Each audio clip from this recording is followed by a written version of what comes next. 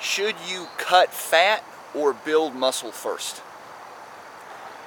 Well, let me give you the short answer, then I'm going to expand on it more. So the short answer is, if you eat smart and train correctly, the fat loss and the muscle building will take care of itself.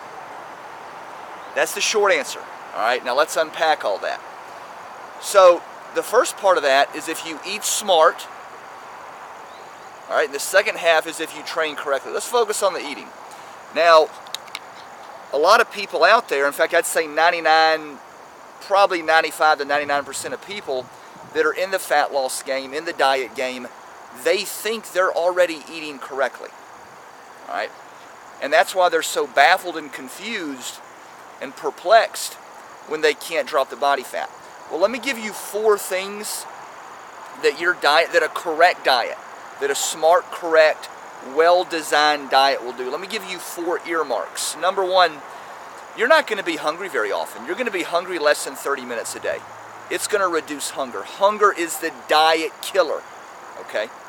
So if you're hungry throughout the day, you're hungry at night, you go long bouts of hunger between meals, that indicates to me you're not eating smart. You're not eating correctly. Number 2, you got to crush cravings. Cravings are also a diet killer, okay? You'll never sustain in the fat loss diet game if you're living in habitual chronic cravings. Cravings are an indicator that you are deficient in something. Micronutrients, macronutrients, whatever. And there's no quicker way to cave in on a diet than if you have severe cravings, and usually at night. And you know what? The people oftentimes that have the most cravings at night, those are the same people that are not hungry, can't eat, no appetite when they wake up in the morning, 8 hours, 10 hours, 12 hours earlier, right?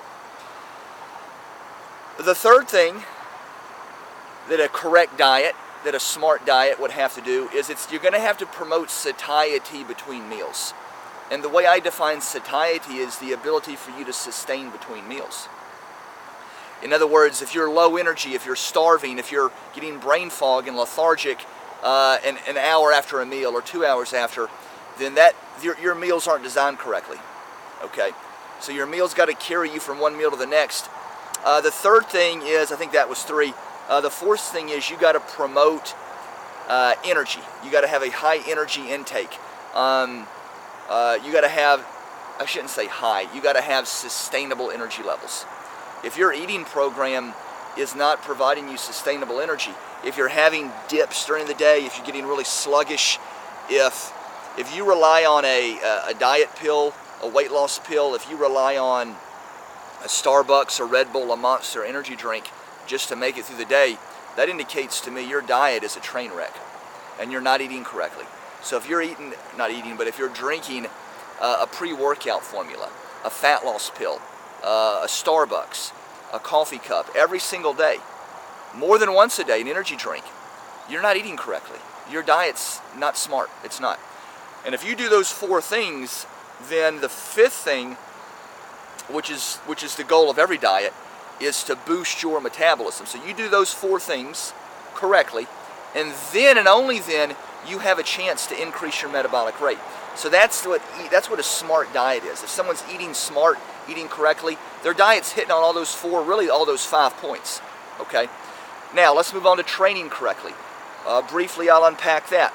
So if you're training correctly, you shouldn't be in the gym really more than 45 minutes, and that's with a warm-up. Okay. Now, if you're someone doing like a bikini show or a fitness competition or a bodybuilding show, you might need a little bit more time, but that's really not the people that are watching this right now. The people that are watching this are already in the gym. They're already in the spinning class 6-7 days a week, maybe 5 or more days a week. They're not competitors. Most of you guys watching this aren't competitors. You're not hardcore, but you still can't drop body fat because your training isn't correct. There's no reason you can't make success. You can't make incremental monthly progress in strength and fat loss by 3 total body exercise sessions per week. Now they have to be designed correctly, okay? You can't go to failure. You can't kill yourself. In fact, if you're killing it in the gym, you're never going to sustain. That's not a smart, correct training program doesn't kill it in the gym. Okay? Here's what it should be. It should make incremental progressions. Go up 1 rep each week. Go up a tiny bit of weight. Add an extra step. There's some level of progression. And then after a month, maybe a month and a half, you switch the program up. And you drop it back down and you start new progressions. So the key coaching points to wrap up, if you're eating smart, your diet's going to do 5 things. Number 1, it's going to crush cravings, reduce hunger. Number 2, number 3, it's going to promote satiety. Number 4, increase energy and sustained energy levels. And number 5, it's going to boost metabolism.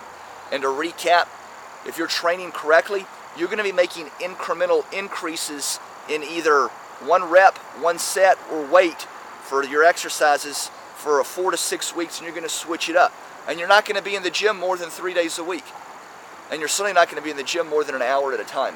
Guys, I hope this helped. If it did, click my link below. I got a huge aggregate of information on my website. And give me a thumbs up if you learned anything. WetWolfTraining.com. Wet Wolf Nutrition, signing out.